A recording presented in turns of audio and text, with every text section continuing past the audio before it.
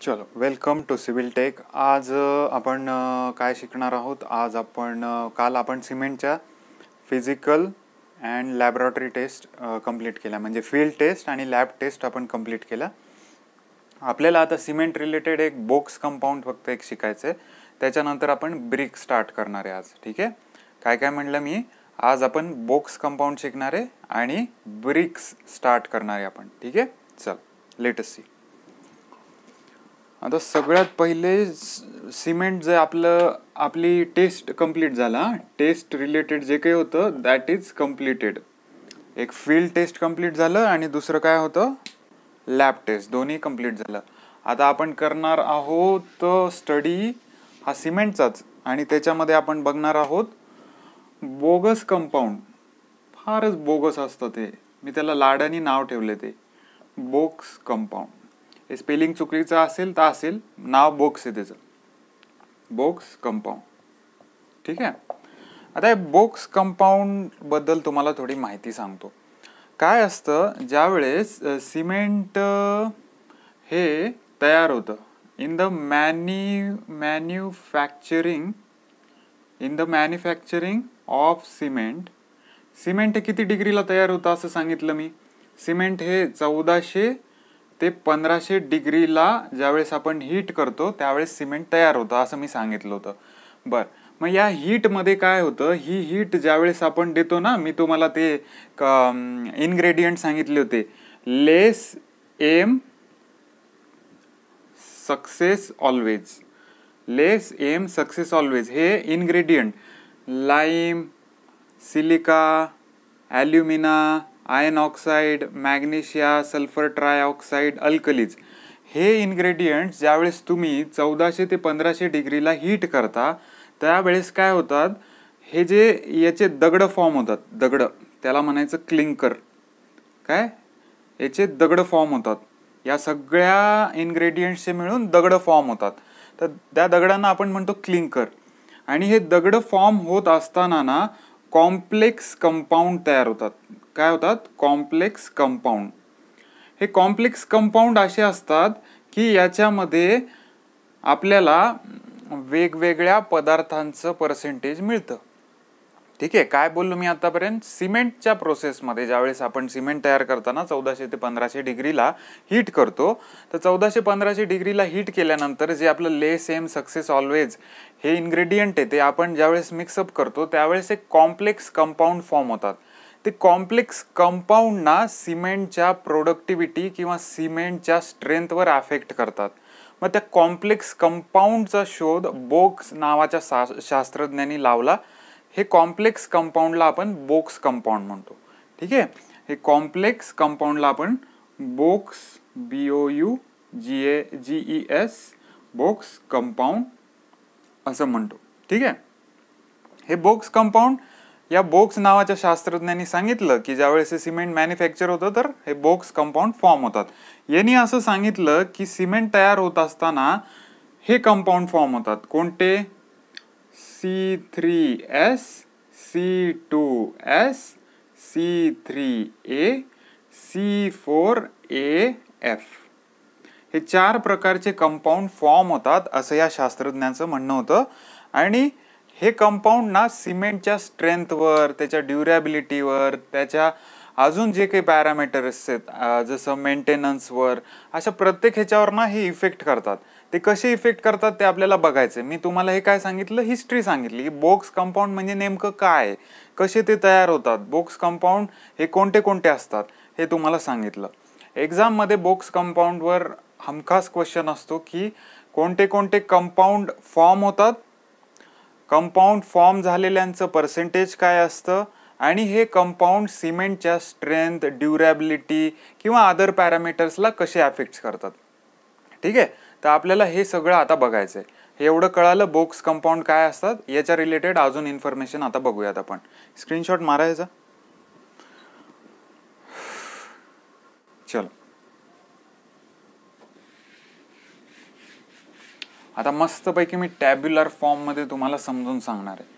या बोक्स नावाच्या शास्त्रज्ञाचं असं म्हणणं होतं, ज्यावेळेस सिमेंट मॅन्युफॅक्चर होतं त्यावेळेस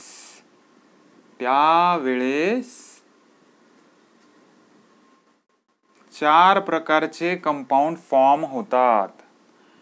किती प्रकारचे कंपाऊंड फॉर्म होतात? 4 प्रकारचे. छानपैकी आपण टेब्युलर फॉर्म मध्ये आता समजून घेणार आहोत.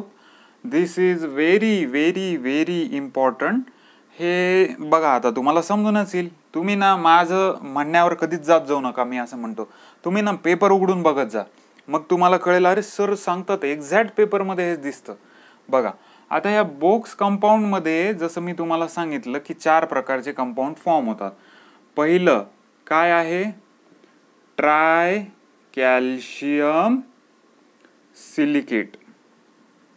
ठीक आहे, ट्राय कॅल्शियम सिलिकेट. दुसरं आहे डाय कॅल्शियम सिलिकेट. तिसरं आहे ट्राय कॅल्शियम ॲल्युमिनेट. आणि चौथा आहे tetra calcium aluminoferrite. Tetra calcium aluminoferrite. आता या ट्राय कॅल्शियम सिलिकेट, डाय कॅल्शियम सिलिकेटला बोक्स कंपाऊंडनी नाव कसे कसे दिले ते आपल्याला बघायचे. हे बघा, ट्राय कॅल्शियम सिलिकेटचा जर केमिकल फॉर्म्युला तुम्ही बघितला, इथे एक अजून असं करतो, केमिकल फॉर्म्युला जर बघितला तर ट्राय म्हणजे किती? 3. CaO try calcium silicate 3CaO SiO2 हा याचा केमिकल फॉर्म्युला आहे. डाय म्हणजे काय? 2CaO SiO2.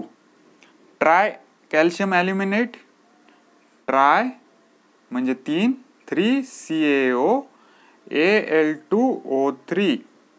आणि टेट्रा कॅल्शियम ॲल्युमिनोफेराइट, टेट्रा म्हणजे 4, कॅल्शियम CaO, ॲल्युमिनो Al2O3 आणि फेराइट Fe2O3.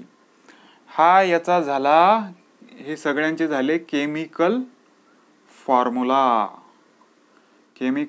फॉर्म्युला. तर आता बोगस नावाचा शास्त्रज्ञ काय म्हणतो की दरवेळेस तुम्ही एवढे मोठे फॉर्म्युले लिहित बसणार का? हे ट्राय कॅल्शियम सिलिकेट, डाय कॅल्शियम ॲल्युमिनेट. तर हा माणूस काय म्हणतो की आपण याला जरा शॉर्ट फॉर्म करू. बोगस म्हणतो याला जरा शॉर्ट फॉर्म करूयात. ठीक आहे, तर हा बोक्स काय म्हणतो याला जरा शॉर्ट फॉर्म मध्ये लिहूयात. तर मग याने काय केलं, याचं मस्तपैकी नवीन नाव जसं मी याला पाडले बोक्सचं बोगस, त्यांनी पण या फॉर्म्युलेला ना जरा सिम्प्लिफाय केलं.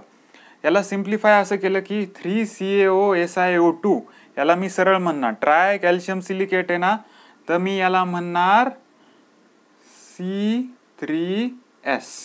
काय म्हणणार? C3S. Di calcium silicate C2S. Tri calcium aluminate C3A. आणि टेट्रा कॅल्शियम ॲल्युमिनोफेराइट C4AF. याला मी असं म्हणणार. असं कोण म्हणलं? बोगस नावाचा शास्त्रज्ञ म्हणला. म्हणू द्या, आपल्याला काय करायचंय, मी तर तुम्हाला दोन्ही सांगितलं. ठीक आहे, चला आता याच्या पुढे आपल्याला बघायचंय की हे जे कंपाऊंड फॉर्म झाले या कंपाऊंड मध्ये टोटल सिमेंटच्या क्वांटिटीमध्ये हा कंपाऊंड किती असतो, हा किती असतो, हा किती असतो, हा किती असतो. ठीक आहे, लक्षात ठेवा. आता टोटल सिमेंट हे किती असतं? 100% असतं ना. या 100%पैकी याचे कंटेंट, याचे कंटेंट किती असतात बघूयात आपण. कंटेंट C3S हे असतं 60%. किती टक्के असतं? 60. याच्या 1/3 किती झालं? 20%. मग 20 नंतर यायचं 10 वर, नंतर यायचं 8 वर. ऑब्विसली याच्या रेंज दिलेल्या आहेत बरं का, रेंज याच्या दिलेल्या असतात. तर ह्या रेंज वर न तुम्हाला क्वेश्चन येतो की ट्राय कॅल्शियम सिलिकेटचं पर्सेंटेज किती असतं. 60 ते 65 याचं पर्सेंटेज आहे. ऍक्च्युअल मध्ये पुस्तकात याचं पर्सेंटेज हे दिसेल 60 to 65. हे नाही पाठ करायचं आपल्याला, डोकं खर्च नाही करायचं, इथे असं आपल्याला पाठ करायचं. ठीक आहे, अजून बघा आता मी फार जबरदस्त शिकवतो आता तुम्हाला. याचे ना एक छानपैकी लोकांना माहिती नसलेले नावं पण आहेत बरं का, जे एक्झामवाल्यांना खूप आनंद होतो विचारायला, आणि ते आपल्याला माहिती आज होणार आहेत. या ट्राय कॅल्शियम सिलिकेटला, हे इम्पॉर्टंट आहे, मी किती स्टार देऊ याला? 4 स्टार देतो. मी आता जे लिहितोय हे कुणालाही माहिती नसतं आणि हे एक्झामवाले बिंदास विचारतात. ट्राय कॅल्शियम सिलिकेटला काय म्हणतात? याचं लाडानी नाव आहे ॲलाइट. काय नाव आहे? ॲलाइट. डाय कॅल्शियम सिलिकेटला म्हणायचं बेलाइट. ट्राय कॅल्शियम ॲल्युमिनेटला म्हणायचं सेलाइट. ट्राय कॅल्शियम सिलिकेटला म्हणायचं सेलाइट. आणि टेट्रा कॅल्शियम ॲल्युमिनो फेराइटला म्हणायचं फेराइट. ॲलाइट, बेलाइट, सेलाइट, फेराइट अशी याचे नावं आहेत. हे तुम्हाला कुठेही रेअरली दिसतील सगळीचकडे, पण रेअरली, की जे जरा पोहोचलेलं पुस्तक कोणी ऑथर असेल ते हे तुम्हाला डीपमध्ये असं सांगेल. सो ॲलाइट, बेलाइट, सेलाइट, फेराइट हे यांनाच म्हणतात. याचं पर्सेंटेज 60, 20, 10, 8% अशा प्रकारे असतं. आता बघूयात आपण याचे पर्पजेस. याचा उपयोग काय होतो, म्हणजे जर पर्सेंटेज जर वाढवलं ट्राय कॅल्शियम सिलिकेटचं तर सिमेंटमध्ये काय फरक होतो, डाय कॅल्शियम सिलिकेटचं वाढवलं तर सिमेंटमध्ये काय फरक पडतो, आणि या सगळ्यांचा इफेक्ट सिमेंटवर काय काय होतो हे आपल्याला बघायचंय. ठीक आहे, म्हणजे आता याचा इफेक्ट लिहूयात आपण. इफेक्ट काय होतो? इफेक्ट याचा हा होतो की ज्यावेळेस ट्राय कॅल्शियम सिलिकेटचं पर्सेंटेज जर तुम्ही वाढवला, कंटेंट वाढवला याचा, तर तुमची सिमेंटची स्ट्रेंथ वाढते. ट्राय कॅल्शियम सिलिकेट वाढवलं तर तुमच्या सिमेंटची स्ट्रेंथ वाढते. स्ट्रेंथ म्हणजे पॉवर मिळते अजून. ठीक आहे, पहिले जर तुमचं सिमेंटचे ग्रेड तुम्हाला सांगायचे राहिले, 33, 43, 53 ग्रेड हे सिमेंटचे असतात. म्हणजे 33 काय? 33 न्यूटन पर mm² ही स्ट्रेंथ येते 28 दिवसानंतर. हा झाला एक grade. Similarly 43 Newton per mm² strength येते 28 दिवसानंतर, आणि 53 न्यूटन पर mm² स्ट्रेंथ येते 28 दिवसानंतर. आता मी कशासाठी सांगितलं हे स्ट्रेंथ? जर तुम्ही 33 ग्रेड सिमेंट वापरलं आणि त्याच्यामध्ये जर तुम्ही ट्राय कॅल्शियम सिलिकेटचा कंटेंट वाढवलेला असला तर त्याने त्याची स्ट्रेंथ वाढते. ठीक आहे, ताकद वाढते, बिअरिंग कॅपॅसिटी वाढते. So try calcium silicate affects on the strength. If we increase the percentage it affects on the strength. Okay. चला, दुसरा डाय कॅल्शियम सिलिकेट. डाय कॅल्शियम सिलिकेटचं जर मी अमाऊंट वाढवलं, हा मस्त गारगार पदार्थ काय करतो, सिमेंटचा इनिशियल सेटिंग टाइम वाढवतो. म्हणजे जर सिमेंट 30 मिनिटानंतर सेट होणार असेल, ते थोडंफार 35 मिनिटानंतर सेट होईल. का बरं असं? जर तुम्ही C2S म्हणजे डाय कॅल्शियम सिलिकेटचं जर पर्सेंटेज वाढवलं, then it affects the setting time. आता हे वाईस वर्सा बरं का. काय म्हणलं मी? वाईस वर्सा. म्हणजे तुम्ही जर अमाऊंट याची कमी केली, C2S कमी केलं, तर काय होईल? सिमेंट लवकर सेट होईल, बरोबर ना. अमाऊंट वाढवली, सिमेंटला वेळ लागेल सेटिंगला. अमाऊंट कमी केली, सिमेंट लगेच सेट होईल. याचा दुसरं एक अजून विचारतात की याने काय होतं, जर सेटिंग टाइम जर तुम्ही वाढवला सिमेंटचा, म्हणजे C2Sचं जर पर्सेंटेज तुम्ही वाढवलं, डाय कॅल्शियम सिलिकेटचं जर पर्सेंटेज तुम्ही वाढवलं, तर तुमचा इनिशियल सेटिंग टाइम वाढतो, पण त्यांनी यूज काय झाला? त्यांनी यूज असा झाला की जो क्रॅक फॉर्म होतात ना, ते क्रॅक कमी फॉर्म होणार. कारण जर एखादा सिमेंट 30 मिनिटानंतर सेट व्हायला चालू होत असेल, तर तो 40 मिनिटांनी सेट व्हायला चालू होईल. फायनल सेटिंग टाइम 10 तासांनी येत असेल तर 12 तासांनी येईल. याच्यामुळे त्याचं हीट ऑफ हायड्रेशन हे आरामात होतं, हीट लिबरेशन हे आरामात होतं. आरामात झाल्यामुळे काय होईल? त्याची हीट हळूहळू बाहेर पडेल, तर क्रॅक आरामात थोड्या वेळाने हीट बाहेर निघल्यामुळे कमी येतील. So it for resisting cracks किंवा क्रॅक कमी यावे याच्यासाठी आपण C2Sचं पर्सेंटेज वाढवतो. ओके. या तिसऱ्या कंपाऊंडकडे C3A म्हणजे ट्राय कॅल्शियम ॲल्युमिनेट, यालाच म्हणायचं सेलाइट. याचं जर पर्सेंटेज वाढवलं तर तुम्हाला काय होतं, पर्सेंटेज वाढवलं म्हणजे सी कंटेंट वाढवला तर फ्लॅश सेट होतं. फ्लॅश सेट हे मी तुम्हाला अगोदरही सांगितलं. फ्लॅश सेट म्हणजे काय, सिमेंट इमिजिएटली सेट होण्याचं काम करते. इमिजिएटली म्हणजे टाकल्या टाकल्या नाही, थोडं 30 मिनिटाच्या अगोदर सेट व्हायला चालू होतं.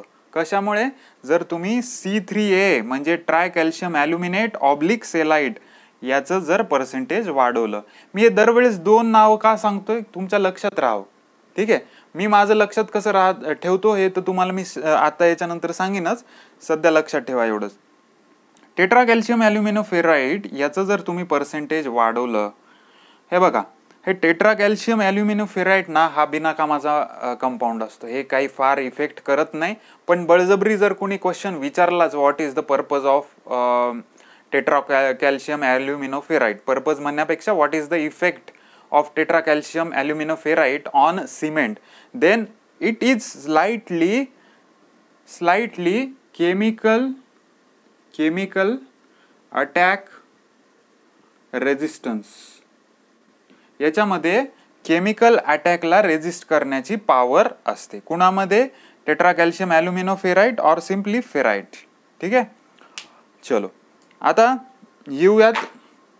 तुम्हाला एक मी गंमत सांगू का, हा टेबल मी जितका छान इमॅजिन केला होता ना त्याच्यापेक्षा 100 पटीने चांगला इमॅजिन झाला. आणि मला सिरियसली इतकं छान वाटतं ना यार, मी हा टेबल जर मला बीला असताना किंवा कॉम्पिटेटिव्ह एक्झाम ची तयारी करताना मला जर इतका सिस्टमॅटिक कोणी बनवून दिला ना तर डायरेक्ट माझ्या डोक्यात जाईल. कारण मला सिरियसली खूप आवडला आहे हा टेबल. म्हणजे याच्या बाहेर तुम्ही बोक्स कंपाऊंड वाचलं तरी त्याच्यातनं क्वेश्चन नाही येणार. आणि सगळं याच्यात कंपाईल केलंय मी बोक्स कंपाऊंड काय असतं, बोक्स कंपाऊंडचे केमिकल फॉर्म्युले लिहिलेत, बोक्सनी त्याला कसे मॉडिफाईड केलेत, त्याचं पर्सेंटेज लिहिलंय, इफेक्ट लिहिलंय, ॲलाइट बेलाइट सेलाइट फेराइट काय असतं ते सगळं लिहिलंय. So this complete table of box compound and it's really fantastic table. Screenshot मारा.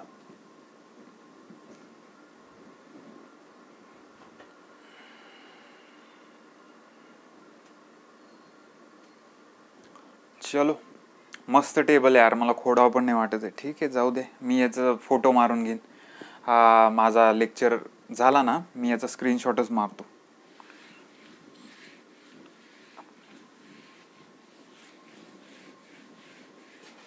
मस्त एकदम. हे सिमेंट बेसिक सिव्हिल हा विषय मला फार आवडतो.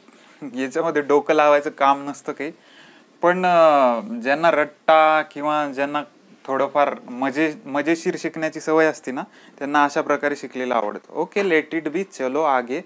तर दिस कम्प्लीट द सिमेंट हा चॅप्टर आपला संपलेला आहे. एक छोटासा पॉईंट तुम्हाला सांगायचा राहिला. जसं तुम्हाला आता मी सांगितलं सिमेंट 33 ग्रेड ऑफ सिमेंट काय काय असतात, ग्रेड ऑफ सिमेंट काय काय असतात, काय काय सांगितले मी आत्ता, सांगा पटकन. 33 ग्रेड, 43 ग्रेड, 53 ग्रेड. ठीक आहे, तर या 3 टाईपचे सिमेंट सध्या तरी मार्केटमध्ये अवेलेबल आहेत. आणि मी ना ऐकतोय, आय एम नॉट कॉन्फिडंट, पण मी ऐकतोय 63 ग्रेड बरं का. बघा एकदा सर्च करून आले का हे, पण मी जस्ट ऐकलं की 63 पण येतंय. ओके, 33 ग्रेडचा मतलब क्या होता है. 33 म्हणजे 33 न्यूटन पर mm². ठीक आहे, हे काय झालं 43 न्यूटन पर mm². हे काय झालं 53 न्यूटन पर mm². आणि हे किती दिवसांनी, 28 दिवसांनी एवढी स्ट्रेंथ येते. आज टाकलं की उद्या येत नाही. ठीक आहे, चलो बर. हा, मी तुम्हाला याच्या सोबत हे ग्रेड ऑफ सिमेंट जसा एक पॉइंट राहिला होता, एक छोटूसा पॉइंट राहिलाय की तुम्हाला ना हे विचारत तर नाही, पण टाइप्स ऑफ सिमेंटचे फक्त नावं माहिती पाहिजेत. बघा, नाव सांगतो तुम्हाला. सगळ्यात पहिलं कॉमन नाव असतं ऑर्डिनरी पोर्टलँड सिमेंट. दुसरं रॅपिड हार्डनिंग सिमेंट. तिसरं एक्स्ट्रा रॅपिड हार्डनिंग सिमेंट. चौथं व्हाईट सिमेंट. पाचवं कलर्ड सिमेंट. सहावं Portland pozzolana cement. Okay, next 7th high alumina cement. 8th sulphate resisting cement. आणि खाली अजून मी लिहितो ETC. भरपूर प्रकार आहेत, हे मी तुम्हाला जस्ट टाईप सांगून देतो. याच्यावर क्वेश्चन बनत नाही. काय बनणार आहे? व्हाईट सिमेंट काय असतं? काय असणार आहे? व्हाईट कलरचं असणार. कलर्ड सिमेंट काय असतं? कलर असतो त्याला. मग याच्यावर क्वेश्चन बनत नाही, त्याच्यामुळे मी याच्यावर काही फोकस दिला नाही. फक्त तुम्हाला टाईप हे कानावर पडलेले असावेत. Ordinary, Portland cement, rapid hardening, extra rapid hardening, white cement, coloured cement, Portland pozzolana cement, ॲल्युमिना cement and sulphate resisting cement. हे जस्ट कॉमन टाईप झाले. याच्यामध्ये अजून डीप घुसलं ना अजून 10 प्रकार पण पडतील. सो हे कानावर पडू द्या. ठीक आहे.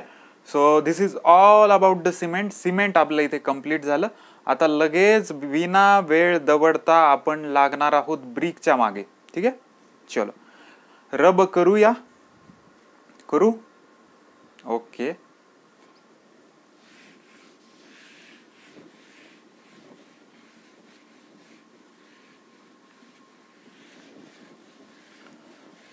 हा चला आता मस्तपैकी ब्रिक बघायचंय आपल्याला. काय बघायचंय?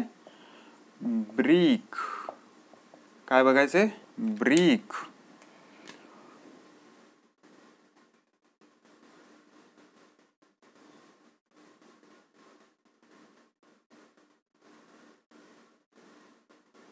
वाटते ना ब्रिक? येस, वाटायलाच पाहिजे. ही लेंथ आणि ही लेंथ ते असतं ना, लेंथ, विड्थ, हाईट. ठीक आहे, ही झाली हाईट, ही झाली विड्थ आणि ही झाली लेंथ. ही लेंथ असते काय 9x9x19 ना. Yes, 19 centimetre. ही असते 9 सेंटीमीटर आणि ही असतं 9 सेंटीमीटर. आणि इथे मध्ये असतो फ्रॉग, बेडूक असतो मध्ये, बेडूक. ठीक आहे.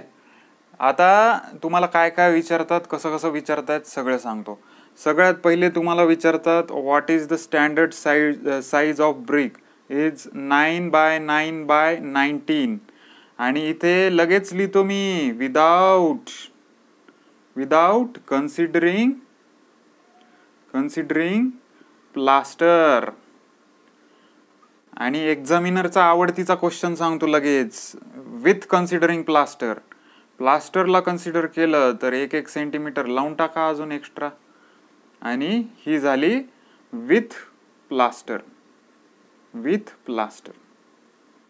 सिमेंटची LBH लेंथ, विड्थ आणि नाही, ही कुठं लेंथ झाली, हाईट, विड्थ आणि लेंथ ही झाली. ठीक आहे, लेंथ 20 सेंटीमीटर, हाईट 10 सेंटीमीटर आणि width 10 centimetre by considering the plaster. आणि विदाउट कन्सिडरिंग द प्लास्टर किती झाली? 9x9x19. एक्झाम मध्ये क्वेश्चन आलेला आहे. एक्झाम मध्ये क्वेश्चन याच्यावर आलाय की considering the plaster what is the size of brick. This is the size of brick. So size of brick is 10x10x20. आणि जर प्लास्टर विदाउट विचारलं तर 1 सेंटीमीटर कमी करायचं. दुसरा एक क्वेश्चन आला होता की हा फ्रॉग आहे ना, फ्रॉगचा काय उपयोग आहे? What is the use of frog. Use of frog काय असलं पाहिजे? यूज ऑफ फ्रॉग असलं पाहिजे बॉन्डिंग बिटवीन द 2 ब्रिक. ठीक आहे ना. आता याच्यावर दुसरी ब्रिक ठेवली, याच्यामध्ये तुम्ही काय टाकणार? सिमेंट टाकणार. तर ह्याचं जे लेअर फॉर्म होईल यांनी चांगल्या प्रकारची बॉन्डिंग होईल असं भरपूर बुकमध्ये दिलेलं आहे बरं का. त्याच्यामुळे तुम्हाला ते सांगून ठेवलं मी. सो फ्रॉग जनरली आपण बॉन्डिंग चांगली व्हावी याच्यासाठी यूज करतो. आणि ही झाली स्टँडर्ड साईज ऑफ ब्रिक. ठीक आहे, चलो दिस इज इन्फॉर्मेशन अबाउट ब्रिक. आता फिजिकल टेस्ट बघायच्यात आपल्याला ब्रिकवर. काय करू रब मी हे? चलो, ब्रिक आपल्याला कळाली, साईज कळाली, फ्रॉग कळाला. आता फिजिकल टेस्ट म्हणजे एखादी ब्रिक चांगली आहे हे आपण कधी म्हणणार? बघा कधी म्हणणार. तर आता मस्त आहे बरं का. आता मी तुम्हाला इमॅजिन करून शिकवतो. एखादी ब्रिक जर चांगली आहे ती कधी म्हणणार मला दुरून छान वाटली त्याच्यामुळे म्हणणार नाही.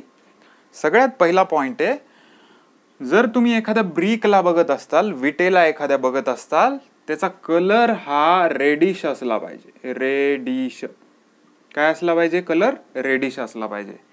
ओके, कलर रेडिश दिसला मला. दुसरं, हा कलर युनिफॉर्म असला पाहिजे. म्हणजे असं नाही की त्याच्या मधातच रेड कलर आहे, बाजूला मग ब्लॅक कलर आहे, दोन्ही बाजूंना ब्लॅक कलर आहे, मध्येच व्हाईट आहे. सो हा रेडिश कलर हा युनिफॉर्म असला पाहिजे. ठीक आहे.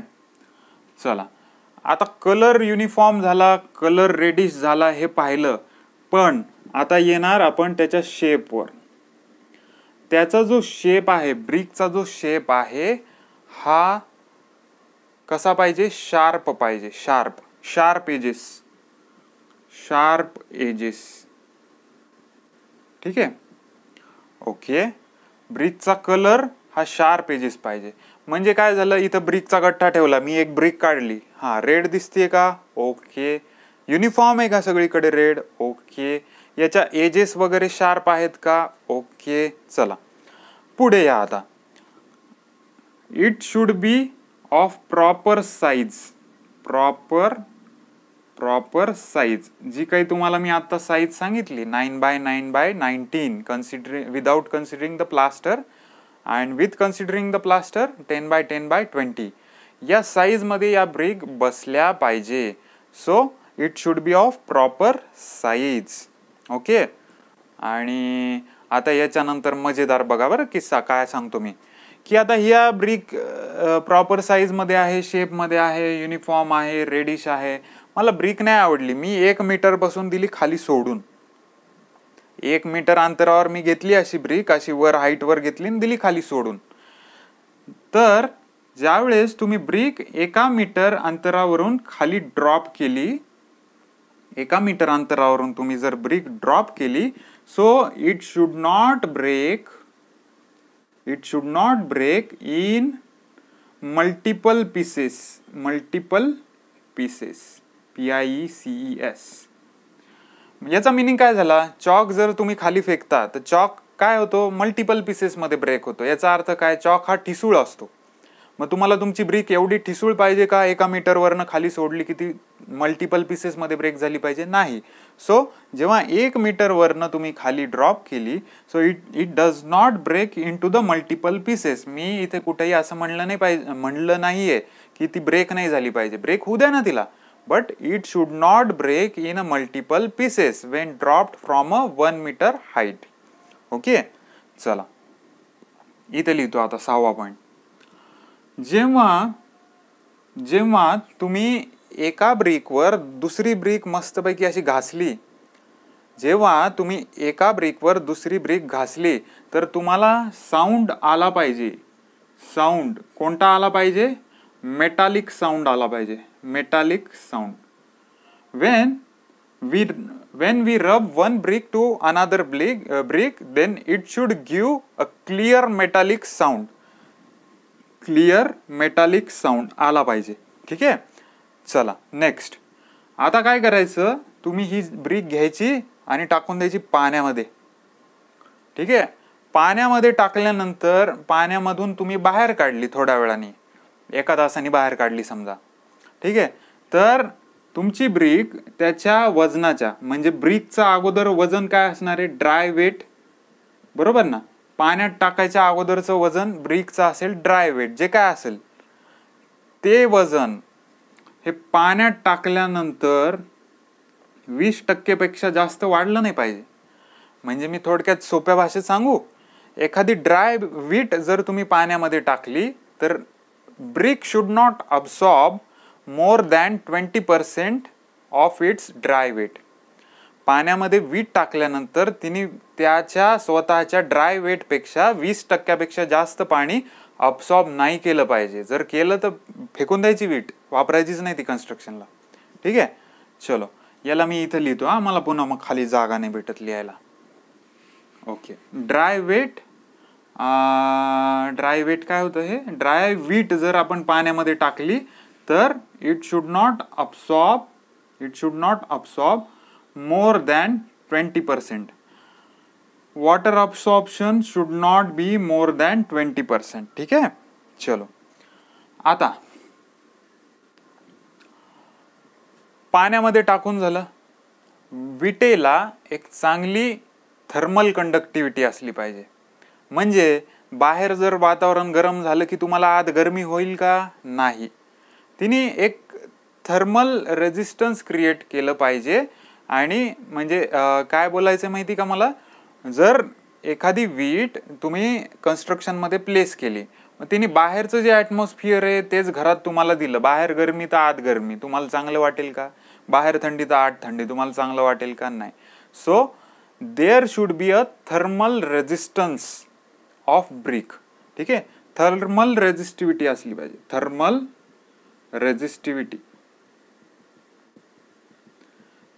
रेजिस्टिव्हिटी असली पाहिजे ब्रिकमध्ये. ठीक आहे. ब्रिकमध्ये थर्मल रेजिस्टिव्हिटी असेल तर त्याला आपण यूज करू शकतो. आणि याच्यामध्ये अजून एक पॉइंट आहे, त्याच्यामध्ये साऊंड इन्सुलेशन असलं पाहिजे. काय असलं पाहिजे? Sound insulation. म्हणजे काय? ते आपण म्हणतो ना, कोणीतरी बाहेर राहून ऐकत असेल, मग ते कशावरनं आलं की आपल्या ब्रिक मध्ये नाही, मी हे जरा एक्स्ट्रा एक्झाम्पल देतोय. आपल्या ब्रिक मध्ये ना कमीत कमी आवाज हा एका ठिकाणाहून बाहेर ठिकाणी गेला पाहिजे. ठीक आहे. म्हणजे काय, आपली ब्रिक ही maximum insulated for the sound असली पाहिजे. ठीक आहे. This is the 9th property of the brick. ठीक आहे. आता एक्झाम मध्ये येणारा क्वेश्चन, एक्झाम मध्ये एक क्वेश्चन येतो, 1 मिनिट पाहतो, ते मी लक्षात ठेवला होता. 1च मिनिट. एक ब्रिकवर क्वेश्चन काय येतो, 1च मिनिट.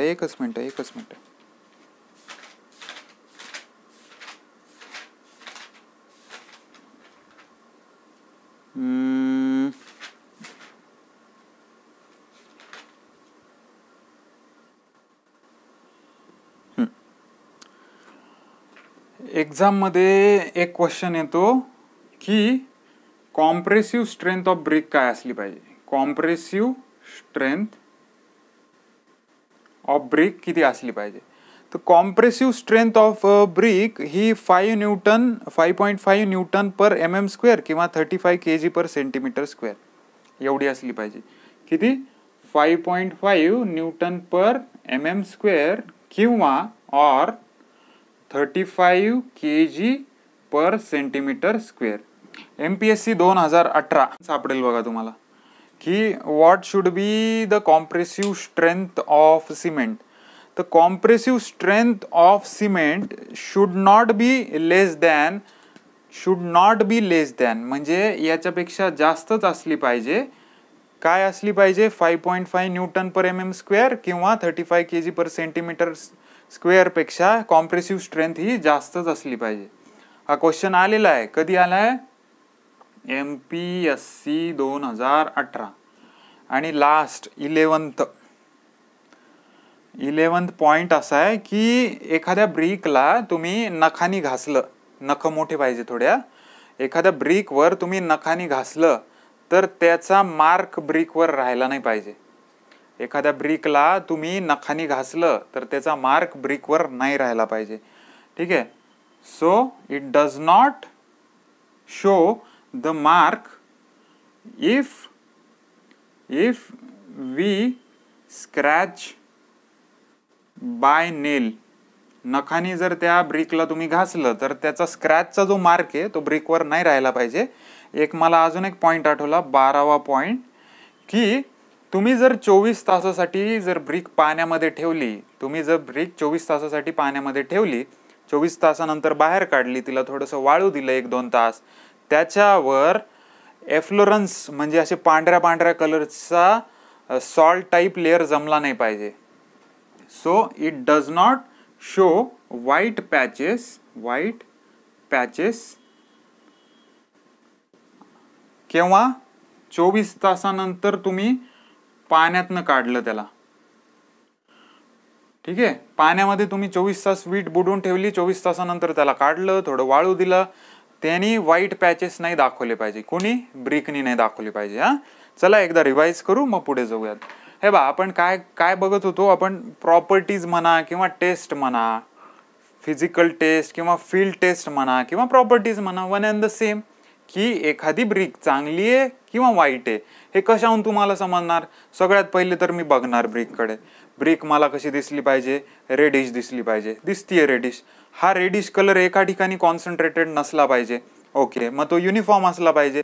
ब्रिकचा शेप जो मी तुम्हाला सांगितला आहे, शेप आणि साईज वेगवेगळ्या आहेत बरं का. शेप म्हणजे रेक्टँग्युलर शेप झाला आणि साईज काय झाली 9x9x19 without considering the plaster. So it should have proper shape, that is sharp edges. It should have proper size, that is 9x9x19.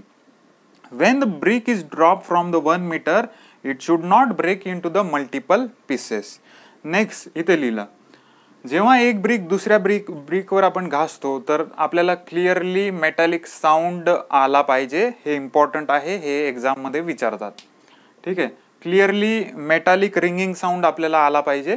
Next, आपल्याला ज्यावेळेस आपण ब्रिक पाण्यामध्ये बुडवतो, साधारण 1-2 तास बुडवलं, बाहेर काढलं, 1-2 तास खूप झाले, अर्धा तास जरी पाण्यात ठेवलं आणि तुम्ही बाहेर काढलं तर तिच्या ड्राय वेटच्या 20% पाणी तिने अब्झॉर्ब केलं नाही पाहिजे. 20% किंवा त्याच्यापेक्षा जास्त केलं तर ब्रिक टाकून द्यायची, आणि कमी केलं तर ब्रिकला म्हणायचं चांगली आहेस तू, छानपैकी आता कन्स्ट्रक्शन मध्ये वापरतो. ठीक आहे. सो तिने 20% जास्त पाणी नाही अब्सॉर्ब केलं पाहिजे. तिला चांगली थर्मल रेझिस्टिव्हिटी असली पाहिजे. तिला साऊंड इन्सुलेशन असलं पाहिजे. ब्रिकला साऊंड इन्सुलेशन असलं पाहिजे. Compressive strength, important point, 5.5 newton per mm², याच्यापेक्षा जास्त असली पाहिजे, किंवा 35 kg/cm², याच्यापेक्षा जास्त कॉम्प्रेसिव्ह स्ट्रेंथ असली पाहिजे. 11वा पॉईंट, नखाचा पॉईंट 11वा. ज्यावेळेस तुम्ही नख घासता ब्रिकवर तर नख घासल्यानंतर जो स्क्रॅच होतो तो स्क्रॅच असं पुसल्यानंतर लगेच गेला पाहिजे, तो तिथे मार्क नाही शो केला पाहिजे ब्रिकवर. ठीक आहे. आणि 12वा म्हणजे लास्ट पॉइंट, की जेव्हा तुम्ही 24 तास पाण्यामध्ये ब्रिकला बुडवता तर ब्रिकला 24 तास पाण्यामध्ये बुडवल्यानंतर तुम्ही ज्यावेळेस काढता त्याला थोडं ड्राय होऊ देता. It does not have any white patches on it. If it is showing some white patches, then just throw out this brick. ठीक आहे. सो ह्या झाल्या प्रॉपर्टीज किंवा field test on brick. Okay, screenshot मारा, पुढे जाऊयात.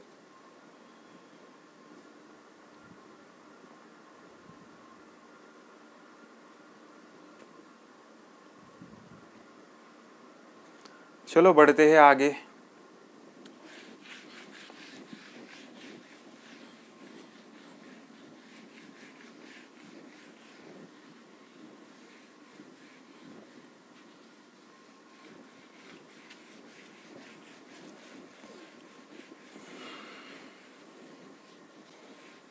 तुमचं सगळ्यांचं रिस्पॉन्स एवढा छान मिळतोय त्याबद्दल रिअली मनापासून धन्यवाद. मला शिकवण्याला उत्साह त्याच वेळेस येतो की ज्यावेळेस आपलं कुणी ऐकणारं असतं. मी काय माझ्याशी बडबड करायला थोडीच लेक्चर ऑर्गनाईज केले.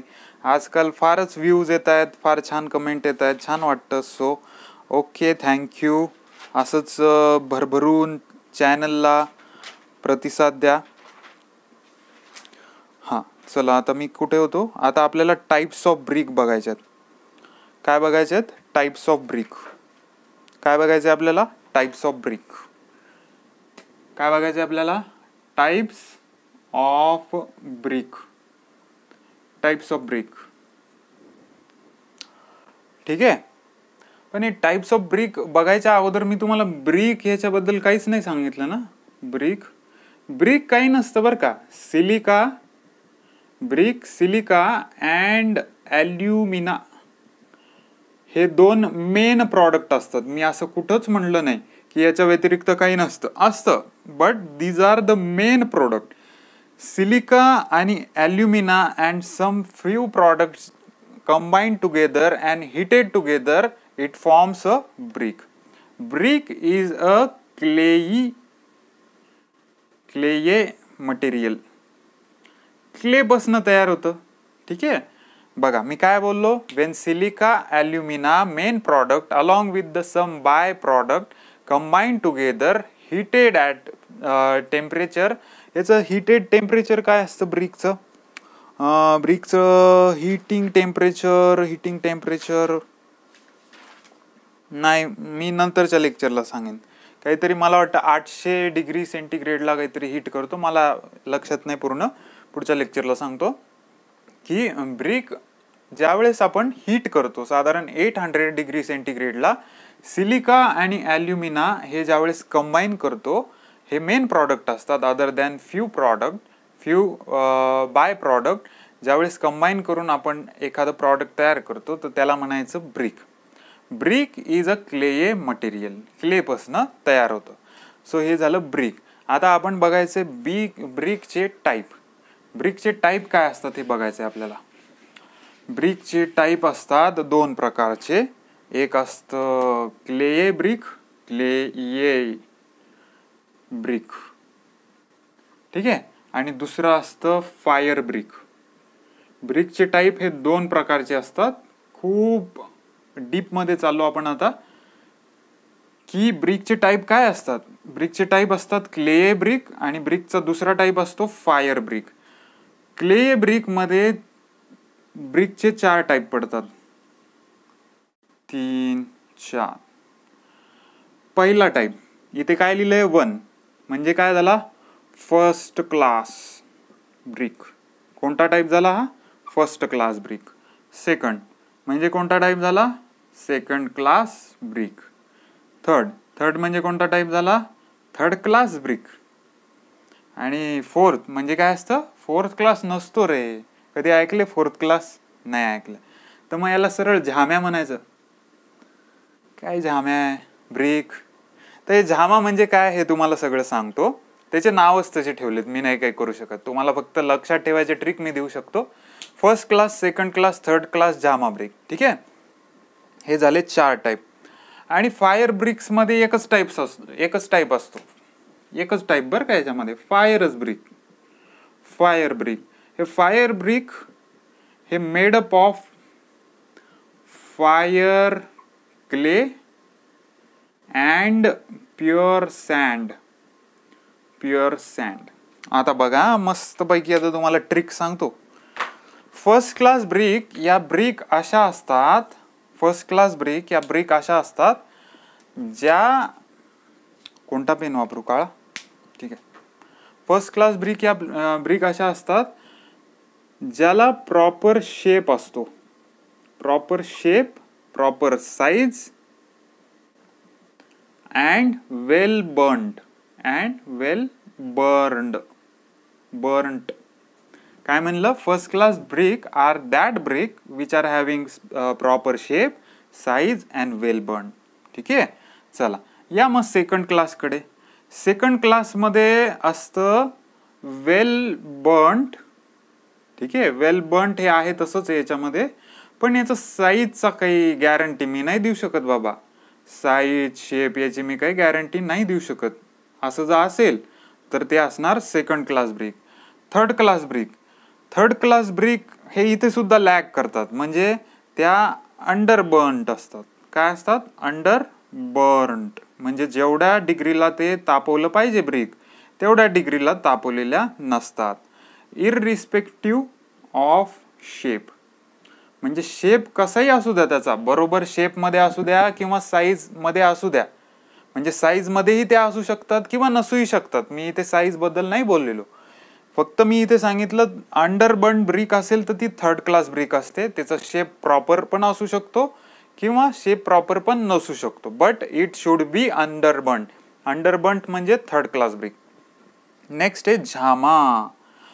अरे झामा हे आपण म्हणत नाही का, हे काय झामा आहे? मुलाला आपण रागवताना म्हणतो, तर त्याचा मिनिंग काय झाला? हे शॉर्ट टेम्पर्ड आहे, फार लवकर तापतो. इथेही तेच आहे.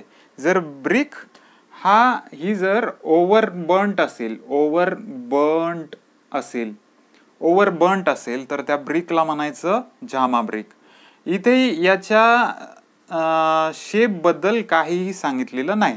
So irrespective of shape.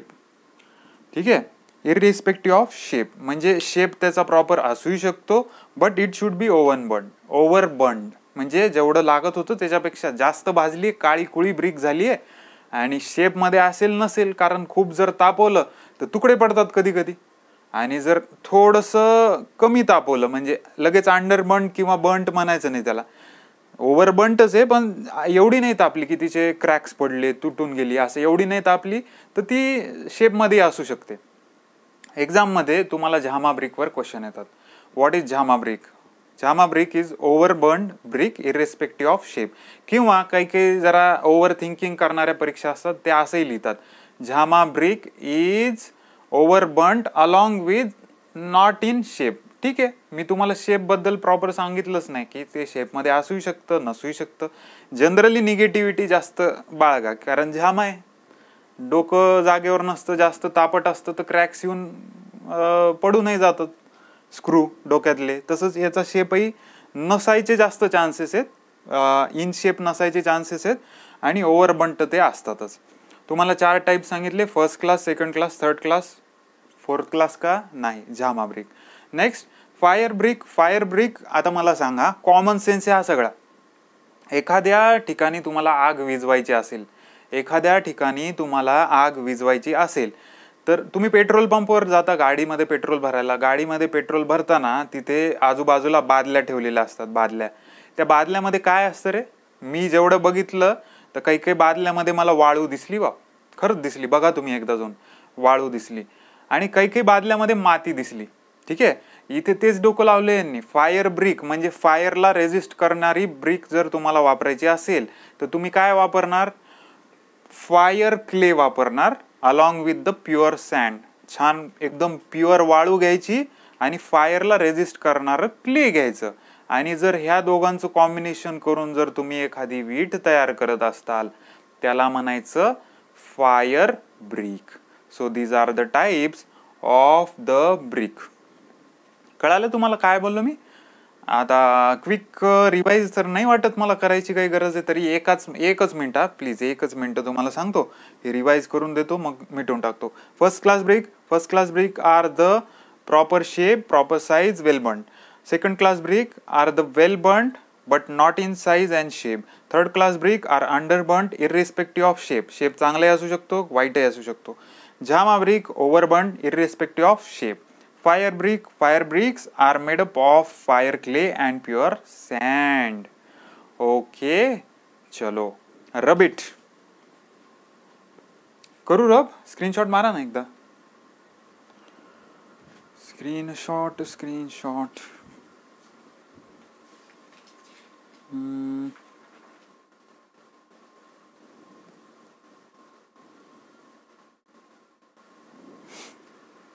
चलो.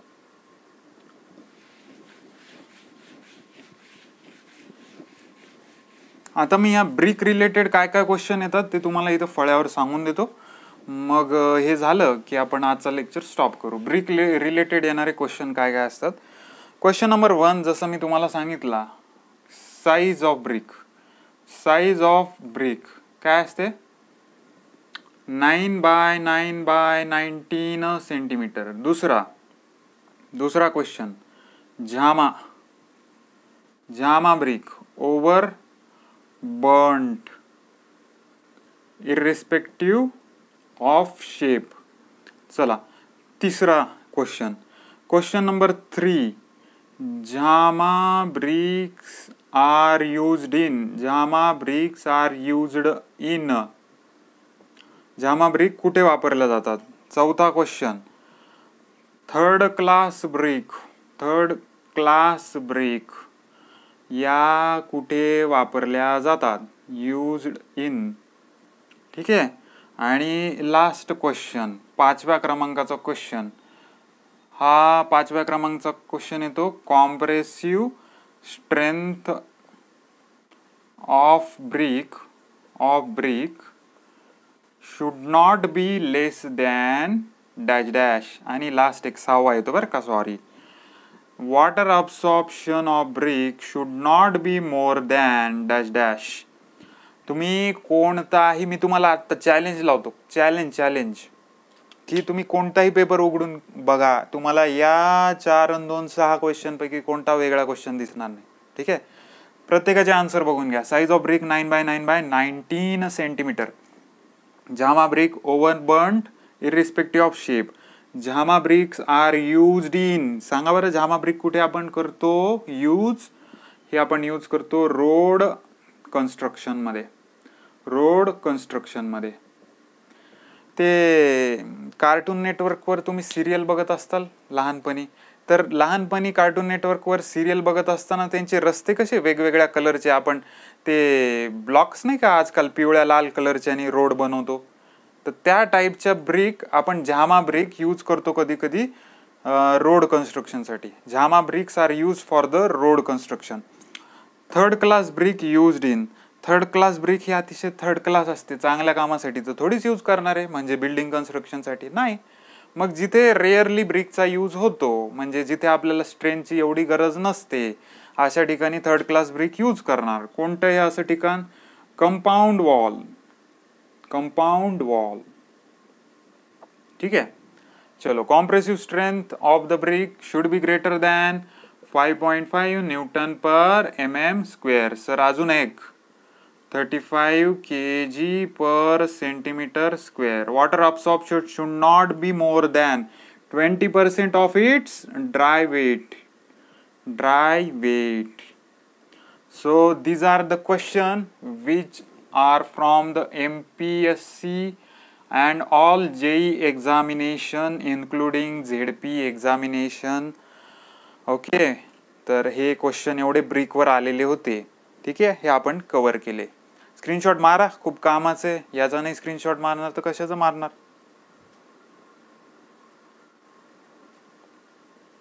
ठीक आहे, चलो. आता काहीच नाही, संपलं बरं का. फक्त मी तुम्हाला ब्रिकचे युजेस सांगू का? ते तुम्हाला माहितीच आहे, पण मला कसे ब्रिक कंप्लीट केल्याचं समाधान वाटेल ज्यावेळेस मी लास्ट पॉईंट घेईल. लास्ट पॉईंट काय? Uses of brick.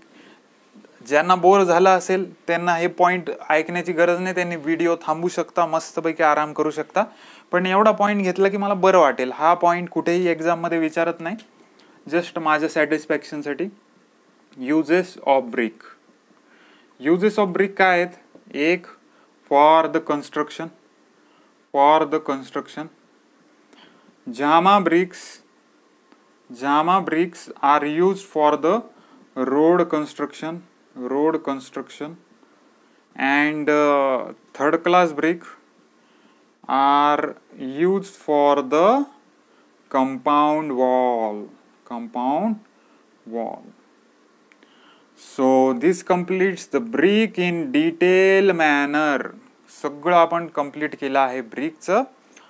अशा प्रकारे आजचा लेक्चर आपण संपवत आहोत. आवडलं तर लाईक करा, कमेंट करा, शेअर करा, सबस्क्राईब करा आणि असेच व्हिडिओ बघत राहा. थँक्यू. Bye bye.